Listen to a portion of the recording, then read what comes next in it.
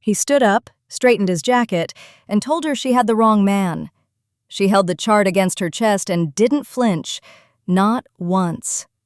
Behind her, a man in a lab coat smirked and muttered something about sending.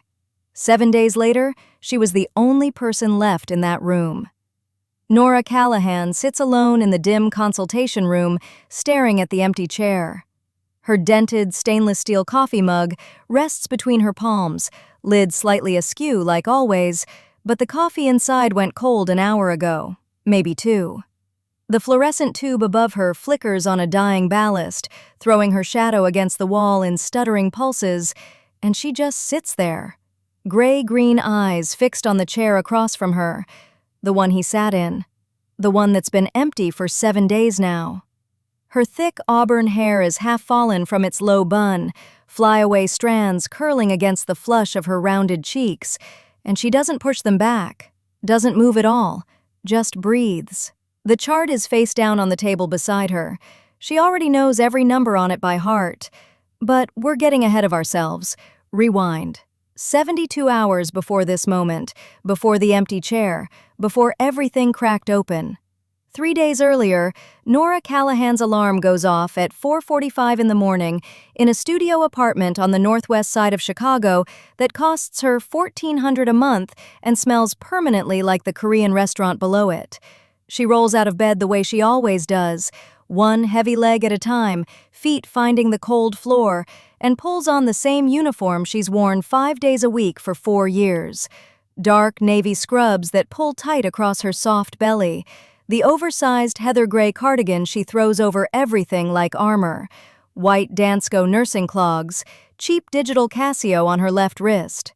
She catches herself in the bathroom mirror for exactly 1 second, sees her full figure filling the frame, size 20, 230 pounds, distributed across wide hips and thick thighs and rounded arms, and she looks away, grabs her dented coffee mug off the counter, heads out. Lakeside Memorial Hospital, oncology floor, 6 a.m. shift. Nora is the nurse nobody thanks and everybody needs. She picks up the extra shifts because nobody else wants them. Double weekends, holiday overnights. The floor charge nurse stopped asking if she was available months ago and just pencils her in, because Nora never says no. She moves through the ward like a ghost, turning sideways to pass through crowded hallways, as if apologizing for the space her body takes up. Heavy thighs brushing together under the scrub fabric with every step, and not a single colleague looks up when she passes. Invisible. That's the word. 4 years of flawless patient outcomes, 0 medication errors, the highest patient satisfaction scores on the floor, and she is absolutely, completely invisible. Except to Dr. Martin Avery. Oh, Avery sees her. Avery always sees her, not as a nurse, not as a professional, as a punchline.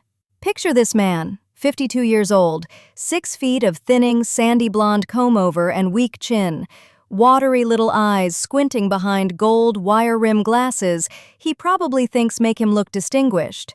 They don't. Starched white lab coat over a pale blue Brooks Brothers Oxford, khaki trousers pressed so sharp you could cut yourself, and a Mont Blanc pen he clicks incessantly like some kind of nervous tic he's decided is a personality trait. Chin permanently tilted upward, peers down that long, narrow nose at everyone, but especially at Nora. 7:15 a.m., nurse's station. Avery needs someone to deliver a critical diagnosis to a VIP patient in the private suite on the 4th floor. The kind of conversation that requires precision, empathy, experience. The kind of conversation Nora has handled dozens of times because she's the best they have at it. But that's not why he picks her. He clicks that Mont Blanc pen twice, looks around the station at the 4 other nurses pretending to be busy, and says it loud enough for every single one of them to hear. Send Callahan. If the patient gets aggressive, at least there's enough of her to absorb the impact. Laughter. Not from everyone, but enough. Nora's face burns hot across those rounded cheeks, the flush spreading down to the faint thumbprint birthmark on the left side of her neck. Her arms cross tight over her midsection. She says nothing, just takes the chart from the counter, tucks it against her chest, and walks toward the elevator. That's who Martin Avery is. A small man with a big title who punches down because it's the only direction he can reach. Outside the private suite, Nora stops, reviews the chart. The patient is listed under a false name, a detail she clocks immediately because the insurance routing codes don't match the hospital's standard VIP protocol. She files that away. The real information that matters is on the labs, the imaging, the biopsy results. She reads every number twice, commits them to memory, takes one breath, pushes the door open. The room is flooded with late morning light from a wall of windows overlooking the lake.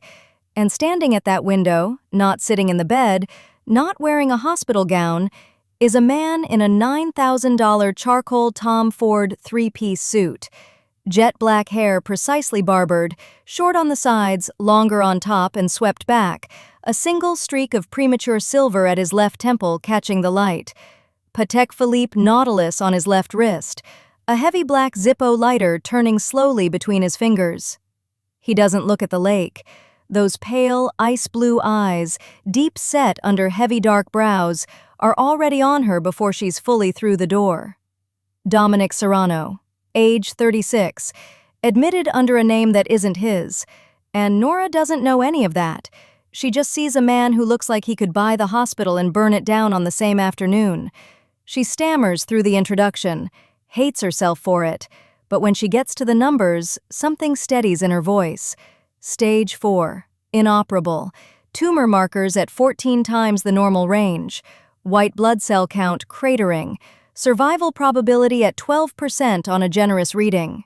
She delivers every figure with clinical precision, her gray-green eyes on the chart, then on him, then back to the chart. Dominic listens without a single change in expression.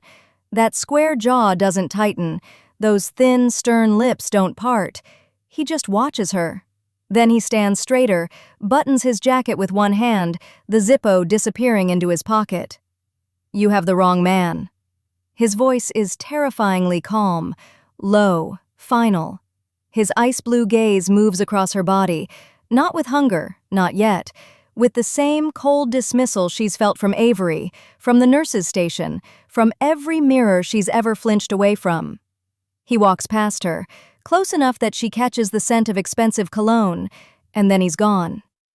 Nora stands alone in the suite, holding the chart against her chest. The 3 small freckles at her right temple catch the window light. Her hands tremble hard enough to rattle the pages. She whispers it to the empty room. "I'm right." She is. Dominic Serrano stands at the consultation room door, turns back and says 4 words to Nora. "You don't know me." Then he disappears into the corridor, and Nora's hands are shaking so badly the chart rattles against her chest. 48 hours after Dominic walked out, Nora is called into Dr. Avery's office and told she's being written up for agitating a high-value donor patient. 2 days. That's all it took for the fallout to reach her. She stands in front of Dr. Avery's desk with her hands clasped over the front of her oversized heather gray cardigan, her dented stainless steel coffee mug still warm in the crook of her elbow because she didn't even have time to set it down before the page came through. The lid sits slightly askew, same as always. Her gray-green eyes are fixed on a spot just past his left shoulder, a framed diploma she's memorized by now, because looking directly at Dr. Martin Avery when he's on a tear is like staring into a fluorescent bulb, pointless and bad for you. He leans back in his chair, clicks his Mont Blanc pen, click, click, click. That watery pale blue gaze behind gold wire-rim glasses is aimed down his long, narrow nose, his weak chin lifted like he's addressing a dog that peed on the rug. "You agitated a VIP patient, Callahan, a donor. A man whose foundation writes 7-figure checks to this hospital." Click, click. "He checked out early, refused follow-up. Do you understand what that costs us?" Nora opens her mouth. "I was trying to—" "You were trying to play doctor." He cuts her off without raising his voice. He never raises his voice. That's the thing about Martin Avery. He guts you at conversational volume. "You're a floor nurse, not a diagnostician, not a consultant. A floor nurse earning $52,000 a year who somehow decided she had the authority to challenge a patient's own decision about his care. Her cheeks flush hot, that warm pink that always betrays her, spreading across her rounded face, making the pale freckles on the bridge of her small, upturned nose disappear into the color. She can feel it. She knows he can see it. He stands up, walks around the desk, leans against the edge, arms folded, close enough that she can smell his stale coffee breath. "You're lucky I don't fire you on the spot, you know that, right?" She nods. She actually nods. Though, honestly, Callahan, he lets his gaze drop. Down, past her face, past her shoulders, all the way to where her dark navy scrubs pull across her wide hips, the fabric straining at her thick waist. Back up. Slow. Deliberate. The way you fill out those scrubs, maybe catering would be a better fit. He laughs, a thin, reedy sound through his colorless lips. The cluster of freckles near his right ear bunches as his cheek lifts in a smirk. Nora's eyes burn, but she doesn't cry. She has never given Martin Avery that, and she won't start now. "I'm sorry, Dr. Avery," she says quietly. "It won't happen again." She hates herself for apologizing. She hates herself so much it sits in her sternum like a stone, heavy and sharp-edged, and she carries it out of his office and down the corridor and into the elevator and through the lobby and across the parking lot and all the way home. Her apartment is a cramped studio near Wicker Park. $1,400 a month she can barely swing on that $52,000 salary after taxes and student loans eat through it like termites. The kitchen is 4 steps from the bed. The bathroom door doesn't fully close. There is exactly one window, and it faces a brick wall. She stands at the counter in a faded gray t-shirt and cotton shorts, eating leftover pasta from a chipped bowl. Standing because the single bar stool wobbles and she doesn't trust it anymore. The kitchen light is that unforgiving overhead kind, cheap, bright, nowhere to hide. It catches the soft curve of her belly where the t-shirt rides up, the gentle swell of pale skin above the waistband, the heaviness in her hips that pulls the cotton shorts taut, the fullness of her thighs pressed together as she shifts her weight from one bare foot to the other. She catches her reflection in the microwave door, just a dark shape, soft, wide, taking up space. She puts the fork down, then she picks it back up. Because damn it, she's hungry, and she's not going to let Martin Avery take pasta from her too. Now, let's talk about the man who walked out. Dominic Serrano runs a $2.8 billion logistics and import operation threading through Chicago's South Side like a circulatory system. Legitimate shell companies stacked so clean they'd make a tax attorney weep. Shipping firms, cold storage facilities, freight brokerages, all layered over a syndicate that controls lanes from the Great Lakes to the Gulf of Mexico. Carlo Ferretti has been at his side for 11 years, and in those 11 years, Carlo has watched Dominic build, burn, and rebuild an empire without ever once raising his voice above a conversational murmur. Carlo knows things. He knows the penthouse suite at the Drake Hotel costs $14,000 a night and that Dominic has occupied it for 3 consecutive years. He knows the Patek Philippe on Dominic's wrist cost more than most houses. He knows the black Zippo lighter Dominic turns over in his fingers has never once been used to light anything. And he knows, because Carlo watches, always watches, from behind heavy-lidded, deep brown eyes in that broad, broken-nosed face, that something is wrong. Dominic sits at his desk in the Drake's penthouse, charcoal Tom Ford jacket draped over the chair behind him, white spread-collar shirt open 1 button too far, exposing the faint scatter of tiny freckles across his left collarbone. A glass of Macallan 18 catches the lamplight, barely touched. In front of him is a hospital chart. Stolen. Nora Callahan's nursing notes, her assessment, her flagged concerns, all of it lifted from the ward station by a man who could buy the entire hospital and have it demolished by Tuesday. He reads it like scripture. Slow. Twice. He has not mentioned the diagnosis to anyone. Not to Carlo, not to Vanessa Cole. Vanessa. Dominic's operations manager. Platinum blonde hair, bone straight, cool gray eyes always narrowed in evaluation, slim frame sharp as a letter opener in her fitted charcoal pencil skirt and cream silk blouse, Louboutin stilettos clicking with heel-toe precision. She's brilliant, ruthless, and she notices everything, including the fact that Dominic has been distracted for 2 days. She holds her slim black leather portfolio tighter to her chest. She begins making herself indispensable in small, strategic ways, adjusting schedules before he asks, fielding calls he'd normally take himself. Day 5. A meeting with Port Authority contacts in a private dining room on Michigan Avenue.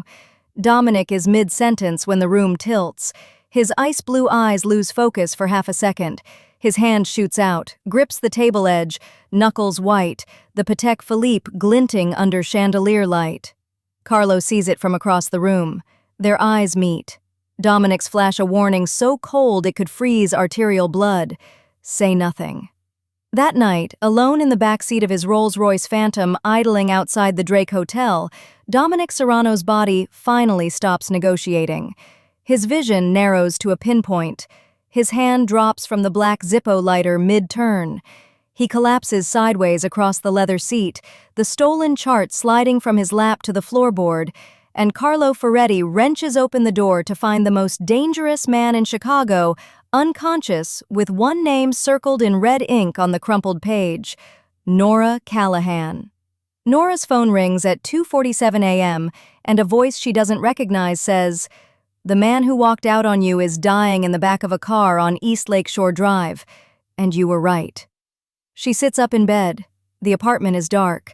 The radiator clanks its same broken rhythm. Her dented stainless steel coffee mug sits on the nightstand, lid slightly askew, same as always. Carlo Ferretti's voice is low, controlled, and desperate in the way only a man who never panics sounds when he's panicking. He gives her an address. He gives her a room number. He says Dominic Serrano's blood pressure is dropping, and his skin is the color of wet cement, and every private physician on their payroll is either compromised, surveilled, or 40 minutes out in the suburbs. Then he says the thing that matters. "He circled your name, Nora, on the chart, in red, before he collapsed." She has every reason to say no, every single one. This man looked at her like she was furniture. This man let his eyes slide past her soft body like it offended him. This man heard her professional medical opinion, her years of training, her careful, honest assessment of his declining labs, and he walked out of that hospital room like she'd wasted his air. Nora puts on her shoes. She grabs her coffee mug. She pulls her too-thin coat over the rumpled, dark navy scrubs she fell asleep in, the heather gray cardigan bunched underneath. Her Dansko clogs are cold against her bare feet because she can't find her socks and doesn't have time to care. Chicago in March at 3 in the morning is a punishment. The wind comes straight off the lake like it has a personal grudge. Nora moves through it, 230 pounds in a coat that does nothing, her thick waist braced against the cold, her breath pluming white in the streetlight. Her heavy thighs chafe in the scrub pants. Her auburn hair, loose from its bun, whips across her flushed, rounded cheeks and sticks to her lips. She flags a cab on Diversey because of course her car wouldn't start. Of course. The driver glances at her in the rear view. She gives him the address. He raises an eyebrow because that address means money. He looks at her scrubs, her cheap digital Casio, her dented coffee mug, and decides she's probably someone's night nurse. He's not entirely wrong. The Drake Hotel at 3:15 a.m. is a cathedral to money. The marble lobby gleams under crystal chandeliers that probably cost more than Nora's entire nursing education. The floors are Italian marble, $200 a square foot, and her white rubber Dansko clogs squeak against them like an apology. Staff part for Carlo without question. He's waiting inside the lobby entrance, this stocky, barrel-chested man in a black crewneck sweater, the worn leather rosary wrapped around his right wrist catching the light. His broad, flat nose, broken at least once, casts a shadow across features that are watching her with an expression she can't quite read. Respect, maybe, or something close to it. He doesn't comment on her appearance. He doesn't look at her body the way people always look at her body. He just says, "This way," and walks. Nora follows. Her clogs squeak on the marble. A concierge in a perfect suit glances at her rumpled cardigan, her size 20 frame filling the corridor, and his smile tightens into something polite and terrible. She keeps walking. Penthouse level. The elevator opens directly into the suite because that's how rich people live. The carpet swallows sound. The windows are floor-to-ceiling Lake Michigan, black and infinite at this hour. The furniture costs more than Nora's annual salary. And there, on a leather sofa that probably retails for $15,000, Dominic Serrano is dying. His Tom Ford jacket is crumpled beside him like a shed skin. His white, spread-collar shirt is soaked through with sweat, clinging to the broad planes of his chest. That single streak of premature silver at his left temple is dark with perspiration. His skin is gray. Not metaphorically gray, medically gray. The color of a man whose organs are starting to negotiate which one quits first. Nora kneels beside him. Her heavy body settles onto the carpet with practiced ease. She's done this 1,000 times. Not on $15,000 carpet, but the body doesn't care about thread count when it's shutting down. Dominic opens his eyes. Ice blue, deep set, that permanent look of cold appraisal still somehow intact, even as his blood pressure craters. "You again," he says. "Me again," she says. No stammer, no flinch, no crossed arms over her midsection. Something happens to Nora Callahan in a medical crisis, and it's the thing nobody at Lakeside Memorial ever bothered to notice because they were too busy noticing how much space she took up. In crisis, she becomes something else entirely. Her thick fingers find his radial pulse, rapid, thready, weakening. She pulls his eyelid back, checks pupil response, places her palm flat against his abdomen, palpates with a precision that makes Carlo step back and shut up. She calls in a favor from a pharmacist she knows at Northwestern Memorial, a woman who owes her for covering 3 months of overnight shifts, and within 40 minutes, medications arrive at the Drake in a black bag that nobody asks questions about. Through all of it, Dominic watches her. Not her body. Her. He watches her soft hands find a vein on the first try, slide the IV in without hesitation. He watches her move with absolute efficiency, her full figure pivoting between equipment and patient like she was built for exactly this. The birthmark on the left side of her neck, shaped like a thumbprint, catches the lamplight as she bends over him. Something shifts behind those ice-blue eyes. Something cracks open that wasn't open before. Dawn breaks over Lake Michigan through the penthouse windows, gold and copper bleeding across black water. Nora has stabilized him. $40,000 in medical equipment Carlo had delivered within the hour surrounds the sofa like a barricade. She tells Dominic the truth.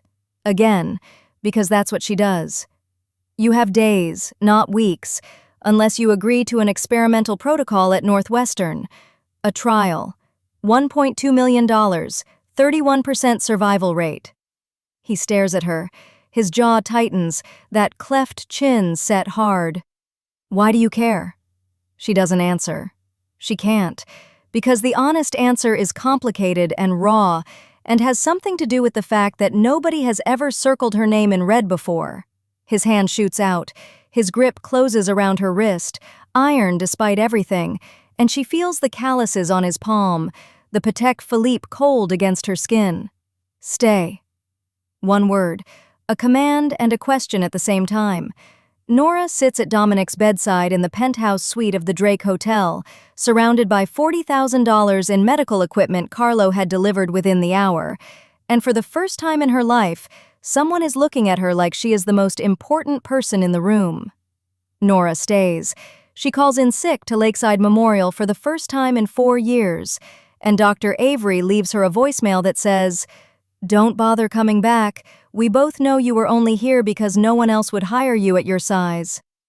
She listens to it standing barefoot on Italian marble in the Drake penthouse bathroom, the phone pressed to her ear, her gray-green eyes fixed on the mirror. The reflection staring back is the same one that's always been there. Round face flushed pink across the cheeks, pale freckles scattered over the bridge of her small, upturned nose, thick waist straining against the rumpled navy scrubs she hasn't changed out of in 16 hours, heavy arms hanging at her sides. The birthmark on her neck, just below her left ear, shaped like a thumbprint, like someone pressed their finger there and said, "Here, this one, mark her so she never forgets she's different." Avery's voice keeps going, tinny and precise, that Mont Blanc pen probably clicking in his other hand while he recorded it. "I've spoken with HR and we're processing your termination effective immediately. Frankly, Nora, this is a mercy. The patients deserve a caregiver who presents a baseline standard of professional appearance, and I think we both know—" A pause, almost theatrical. "That standard was never really within your reach. Good luck." Good luck. Like he'd just declined to renew her gym membership. Nora doesn't make a sound. She cries the way she's always cried. Silently, jaw clenched, tears tracking down her rounded cheeks and dropping off her chin onto the front of her cardigan. The heather gray one, oversized, pilled at the elbows. The one she wore like armor for 4 years, in a building full of people who looked through her like she was furniture. She lets the voicemail end. She deletes it. She sets her phone on the marble vanity next to her dented stainless steel coffee mug with the lid still slightly askew, and she breathes once, twice. Then she walks back out into the penthouse. Dominic Serrano is propped against the headboard of the king bed, IV line trailing from his left arm to the drip stand Carlo had bolted to the floor. His black hair swept back, that single streak of silver at his left temple catching the low lamplight. The Patek Philippe still on his wrist even now, because a man like that doesn't take off his watch for something as trivial as almost dying. His pale, ice-blue eyes track her the moment she crosses the threshold, and she knows. She knows from the stillness in his face, the way his jaw is set beneath that cleft chin, that he heard every word. He doesn't say he's sorry. He says, "Give me his name." Quiet. Not a question, a declaration wearing a question's clothes. Nora shakes her head. Her voice comes out thick but steady. "I don't need you to hurt him." Dominic's jaw tightens. The black Zippo lighter turns once between his fingers on the duvet. "I wasn't asking for permission." And here's the thing. She doesn't look away. She doesn't stammer. She meets those ice-blue eyes, deep set under heavy dark brows, cold as a surgical blade. And she holds. 3 seconds. 5.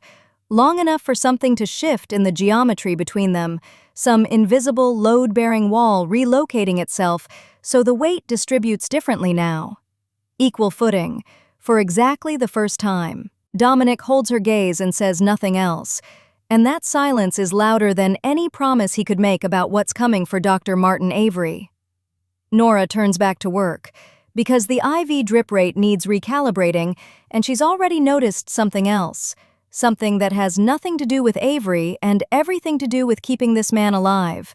The pharmaceutical invoices for Dominic's experimental clotting treatment are spread across the laptop Carlo lent her, a battered ThinkPad that smells like gun oil. She pulls up the billing ledger while adjusting the drip, and within 3 minutes her thick fingers are flying across the keyboard, her gray-green eyes scanning columns of numbers the way a hawk scans a field.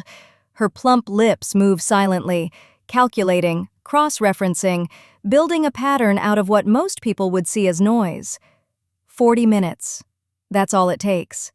The pharmaceutical company supplying Dominic's treatment has been inflating costs by $340,000.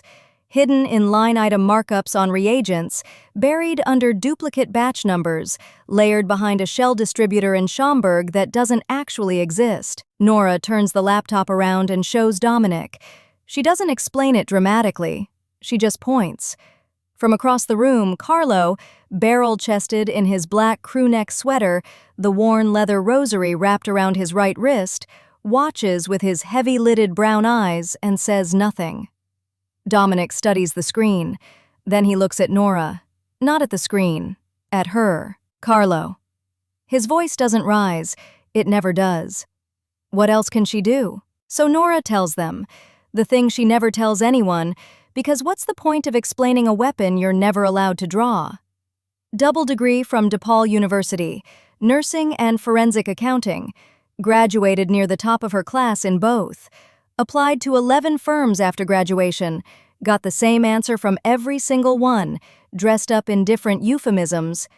Not the right fit for client-facing roles. Not aligned with our brand presentation standards. We're looking for someone who projects a certain energy. Code. All of it. Code for, you're too fat for the lobby. So she took the nursing job. And on the side, for 3 years, she'd been running pharmacy inventory reconciliation, finding $50,000 in fraud in a spreadsheet the way most people find typos in an email. The small fraud on the laptop screen, the catastrophic pattern underneath it. Same skill, same eyes, same woman everyone looked through. Dominic makes her an offer. Manage the financial architecture of his legitimate operations. $180,000 a year, an apartment here at the Drake, full medical authority over his treatment protocol.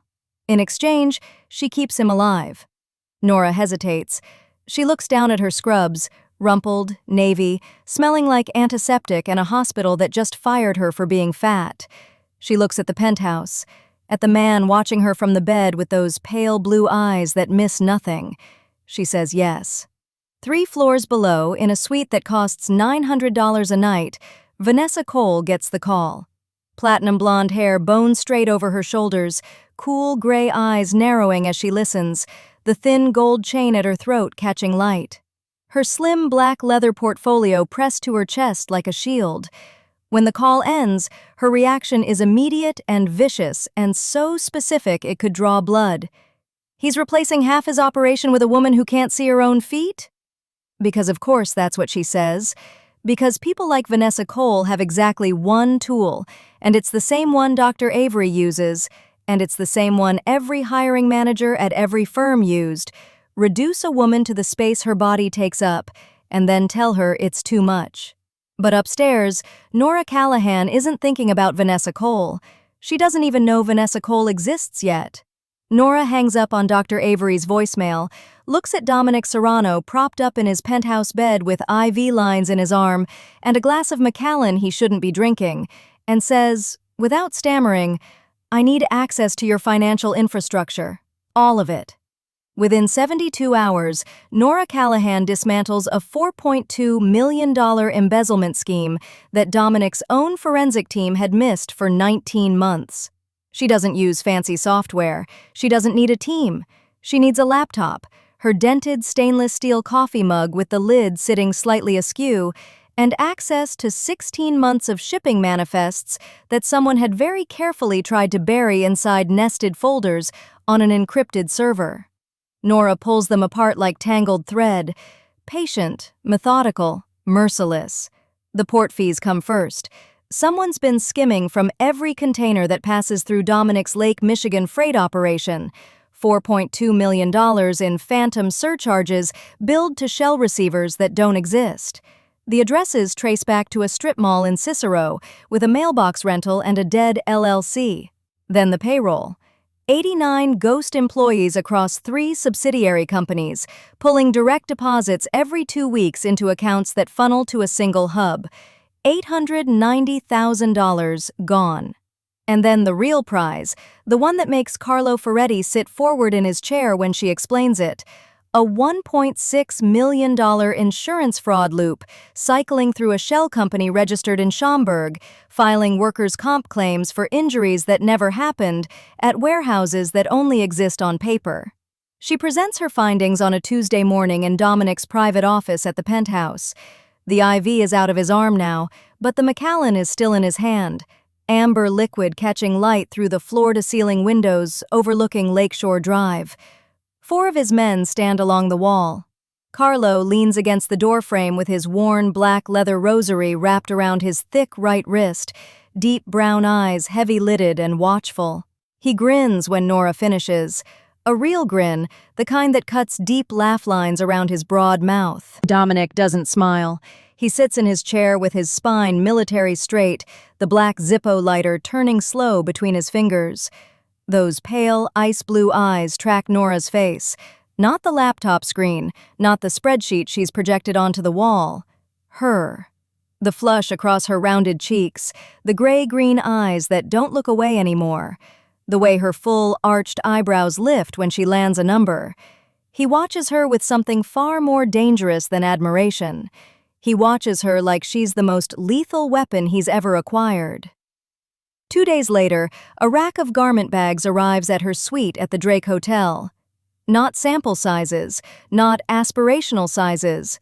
Her sizes, 18, 20, in fabrics Nora Callahan has never touched in her life. Tom Ford wrap dresses in deep emerald and rich wine, a Burberry trench coat cut specifically for her proportions, the belt sitting at her thick waist instead of bunching awkwardly. La Perla lingerie in sizes that actually exist for her body, silk and lace against skin that has only ever known cotton from a clearance bin. She runs her fingers along the emerald dress. The tag reads $6,200. She puts it on. The full-length mirror in the marble bathroom shows her everything, her heavy hips filling the structured fabric, her full breasts lifting against the draped neckline, the soft curve of her waist, the thickness of her thighs pressing the silk into clean lines. The faint birthmark shaped like a thumbprint sits visible on the left side of her neck, just below her ear, and for the first time it doesn't look like something to hide.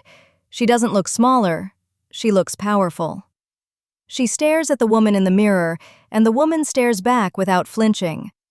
That evening, Dominic takes her to Alinea, private room, $850 tasting menu, the kind of restaurant where Nora would have walked past on the sidewalk and felt the shame of not belonging just from reading the menu in the window. 14 courses arrive on sculptured plates that look like art installations, and she hesitates before every single one. Fork lifted, then lowered. A bite taken, then the plate pushed slightly away. Years of eating alone in her car, years of ordering salads in front of coworkers, and then driving through McDonald's on the way home because she was still starving. Years of Dr. Martin Avery clicking that damn Mont Blanc pen and glancing at the break room when she reached for a second cookie, his watery, pale blue eyes behind those gold wire-rim glasses, saying everything his thin, colorless lips didn't bother to. The Wagyu arrives. She takes 2 bites, sets down her fork, pushes the plate an inch forward. Dominic reaches across the table. His hand, scarred knuckles, the Patek Philippe Nautilus glinting at his wrist, pushes the plate back toward her. One word. Eat. She stares at him. Those ice-blue eyes hold hers without blinking. You take up exactly the space you are meant to. She picks up the fork. She eats. Every bite.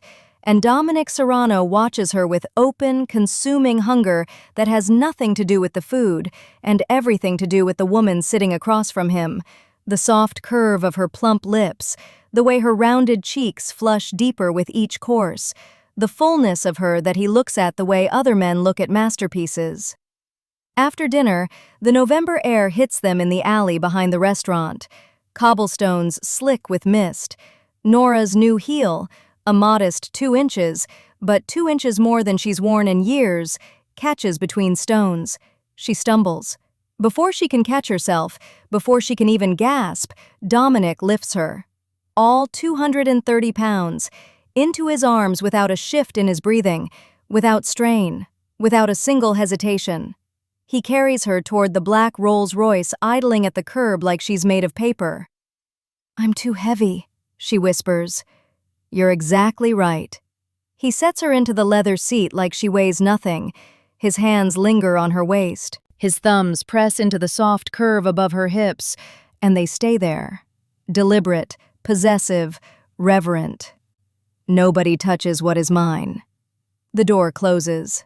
The car pulls into Michigan Avenue traffic, and 3 miles south, in a dim back booth of a Polish restaurant on Milwaukee Avenue, Vanessa Cole sits across from a man she should never have contacted. Her platinum blonde hair falls bone straight past her sharp cheekbones. Her cool gray eyes are slightly narrowed, evaluating, calculating. The slim black leather portfolio she always carries sits open between them. Vanessa Cole slides a photograph across the table to a rival syndicate contact, a photo of Nora, and says, "That's his weakness. That's where you hit him." The attack comes on a Wednesday morning at 7:14 a.m., while Nora is reviewing port manifests in the penthouse study with her coffee mug and a $3 billion shipping ledger open on the desk. She hears the stairwell door before she hears the gunfire. A muffled crack, then another, then the sound of something heavy hitting marble in the foyer 2 rooms away. Her gray-green eyes lift from the spreadsheet. Her fingers stop moving on the keyboard, and then the study door splinters inward. 3 men, tactical vests, suppressed pistols, faces like slabs of indifferent concrete. They don't fan out to search the penthouse. They don't head for the medical suite where Dominic is hooked to an IV drip. They come straight for this room, straight for this desk, straight for her. Because Vanessa Cole told them exactly where to look. The first one through the door is a heavy-set enforcer with a neck like a fire hydrant and hands the size of dinner plates. He crosses the study in 4 steps, grabs Nora's arm hard enough to leave bruises shaped like fingers, and yanks her out of the leather chair. Her dented, stainless steel coffee mug tumbles off the desk, lid popping loose, cold coffee splattering across the $3 billion ledger. The enforcer looks down at her full figure in the custom-tailored navy Tom Ford dress that Carlo had delivered 3 days ago, at the soft, rounded jaw, the flush spreading across her cheeks, the wide, gray-green eyes, and he actually laughs. This is his secret weapon? A pig in a designer dress? 7 words, that's all he gets, because Carlo Ferretti comes through the side entrance like a freight train with a rosary. The first shot catches the rearmost operative in the throat. Suppressed round, clinical placement. Arterial spray fans across the white marble floor in a pattern like a Jackson Pollock painting. The second man turns, raises his weapon, and Carlo breaks his wrist at the joint. The sound is specific, wet, like stepping on a bundle of dry sticks wrapped in a damp towel. The man's gun clatters to the floor, and Carlo puts him down with a single, suppressed shot through the chest before he can scream. The heavy-set enforcer, the one who called her a pig, releases Nora's arm and reaches for his sidearm. Carlo crosses 3 feet of Italian marble in the time it takes to blink, catches the man's gun hand, and snaps his elbow backward over his own forearm, bone cracking. A sound Nora will hear in her sleep for weeks. The enforcer drops. Carlo puts him down with a boot to the temple. Clean. Precise. 3 men in 11 seconds. The worn black leather rosary on Carlo's right wrist is speckled with blood. Nora sees all of it. She doesn't scream. She doesn't flinch. She doesn't run. She bends down, picks up her coffee mug from where it fell on the marble, and sets it upright on the desk. The lid is still slightly askew. Some things don't change. Dominic arrives 90 seconds later. He comes from the medical suite with the IV ripped from his arm, a thin line of blood trailing from the crook of his elbow down to his wrist, staining the cuff of his white spread-collar shirt. The Patek Philippe Nautilus on his left wrist catches the morning light as he pushes through the ruined study door. His ice-blue eyes sweep the room. 3 bodies on the marble. Carlo standing with his weight forward on the balls of his feet, blood drying on the rosary. And Nora, standing behind the desk, untouched, holding her dented coffee mug like a talisman. He crosses the room in 3 strides. His hands come up and take her face, both palms covering her round, flushed cheeks, his thumbs resting just below the gentle downturn of her gray-green eyes, his fingers curling into the thick auburn waves that have come loose from her low bun. He presses his forehead to hers, close enough that she can smell the Macallan on his breath and the metallic edge of his own blood. You are mine. They don't get to touch you. Nobody gets to touch you. His voice is barely a whisper. It is the most terrifying sound in the room. But Nora doesn't want blood. She wants something worse. She wants financial annihilation. She sits back down at Dominic's desk while Carlo's men remove the bodies. She opens the laptop. She cracks her knuckles. Thick fingers, short, practical nails, hands that used to take vitals and now dismantle empires. And she goes to work. 6 hours. That's all it takes. In 6 hours, Nora Callahan traces the Kowalski Syndicate's money through 14 shell companies across 3 states. She identifies $3 billion in frozen assets tied to shipping contracts routed through the same Great Lakes ports she's been studying for a week. She picks up her phone and makes 3 calls to Port Authority contacts she cultivated during her first 7 days on this job. Logistics managers, customs officials, people who remember the smart woman with the warm voice who actually understood their manifests. 3 calls, 3 contracts collapsed. She buries the Kowalski operation in regulatory audits that will take 5 years to untangle. She freezes their accounts across 6 banks. She reroutes their shipping lanes to competitors Dominic already controls. She does all of it while drinking cold coffee from her dented mug. The lid still sits slightly askew. When they bring Vanessa Cole into the study that evening, Dominic doesn't speak. He stands by the window, the black Zippo lighter turning between his fingers, his ice-blue eyes flat and empty. He looks at Nora. This is hers. Nora looks at Vanessa, the slim, perfect, platinum blonde woman with her Louboutin stilettos and her thin gold chain and her cool gray eyes that are, for the first time, wide with something that looks a lot like terror. Nora speaks, calmly, without a single stammer. Your severance is nothing, your references are nothing, and the $890,000 you've been skimming from the port accounts, I found it on my 2nd day.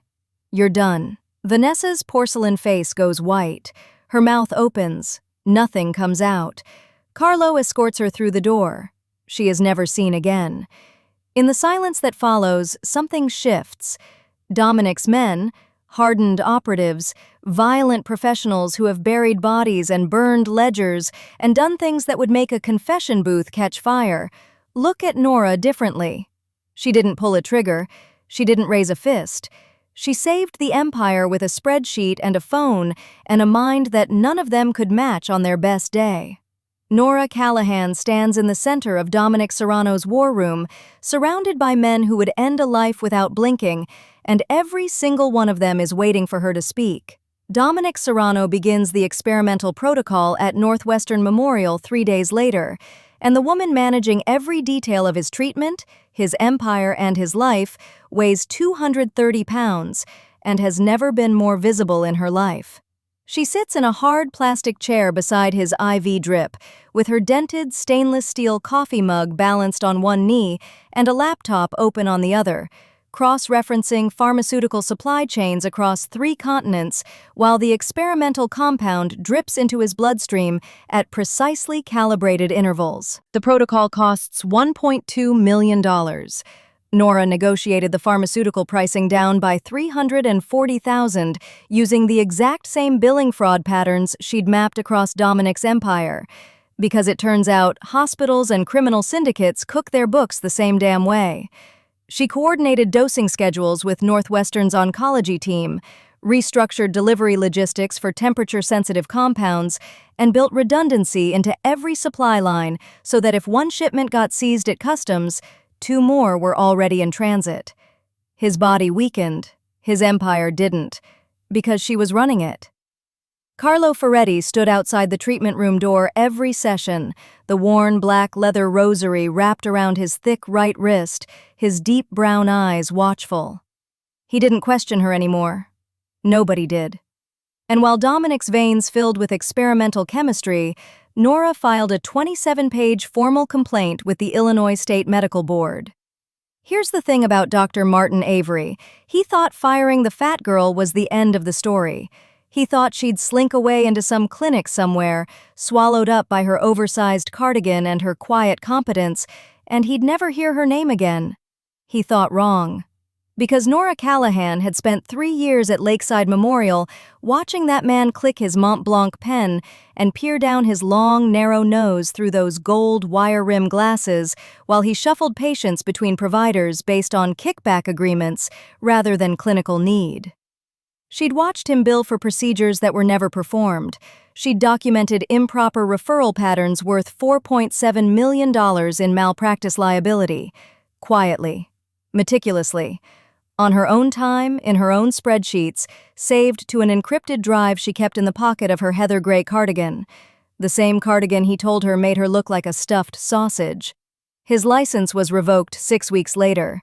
His career, the one he'd built on the backs of competent women he treated like furniture, was over. The thin, colorless lips that had called her a liability to his department's image pressed together for the last time behind a podium. No press conference, no defense, just silence and a medical board ruling and the quiet precision of a woman who never needed to gloat. She didn't need to. The math spoke for itself. Now, the gala. The annual Chicago Medical Foundation benefit at the Ritz-Carlton. $2,500 a plate. Crystal chandeliers throwing light across 800 guests in black tie. And Nora Callahan walks in on the arm of Dominic Serrano. He's gaunt from treatment, cheekbones sharper than they should be, the single streak of premature silver at his left temple more pronounced against skin that's lost some of its light olive warmth. But his spine is military straight. His black Tom Ford tuxedo fits like it was sewn onto his body. The Patek Philippe Nautilus catches the chandelier light on his left wrist, and his hand, possessive, deliberate, unapologetic, rests on the small of her back. And Nora, God, a custom-fitted burgundy Valentino gown, size 20, that traces every single curve of her body, her heavy thighs, her soft belly, her full breasts, her thick waist. The dark auburn waves released from their perpetual low bun, falling past her shoulders in loose curls that frame her flushed, rounded cheeks, and the faint birthmark shaped like a thumbprint on the left side of her neck. A Patek Philippe on her wrist where the cheap digital Casio used to be. Her gray-green eyes steady, chin lifted, shoulders rolled back. She is not smaller. She is not hiding. Former colleagues from Lakeside Memorial are already seated. They stare. Dr. Avery's empty chair at the hospital board table sits conspicuous as a missing tooth. A former colleague approaches, stammering, trying to reconnect, trying to find the seam in Nora's composure where the old version of her might still live. Nora is gracious. Dominic is not. He pulls her onto his lap in full view of the ballroom, all 230 pounds of her settling against him, her heavy thighs across his legs, her full weight resting on a man who grips her hip like she's the only solid thing in the room. The black Zippo lighter sits still on the table beside his Macallan 18. His pale, ice-blue eyes fix on the stammering colleague, and he says it loud enough for the entire table to hear. This woman told me I had a week to live, and she was right. She was also the only person in the world who could keep me alive, so I suggest you speak to her with the respect she has earned, or don't speak at all. Silence. Absolute silence. Then Nora, calmly, with cold, lethal authority that doesn't stammer, doesn't waver, doesn't apologize, begins a conversation about pharmaceutical pricing reform that has 3 board members pulling out pens and taking notes on their linen napkins. She takes up every inch of space at that table, and nobody asks her to make herself smaller. Back at the Drake penthouse after the gala, Dominic's hands find her waist first, then her hips, then her thighs, gripping her heavy thighs with open hunger, tracing the curve of her belly with his scarred knuckles, pulling her closer like proximity is oxygen. He tells her she is the only person who ever told him the truth. She doesn't stammer. She doesn't apologize. She pulls him closer. 6 months later, the experimental treatment is working. 31% chance, and Dominic Serrano is in that 31%.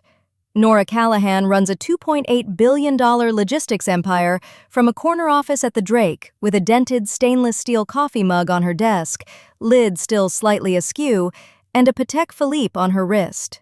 She is size 20. She has not lost a single pound. The world changed around her. Nora Callahan stands at the floor-to-ceiling windows of the Drake penthouse, Lake Michigan burning gold beneath her, a dented stainless steel coffee mug in her hand, and she takes up every inch of space she was meant to. If this story hit you somewhere real, subscribe, drop a like, and tell us in the comments, whose story do you want to hear next?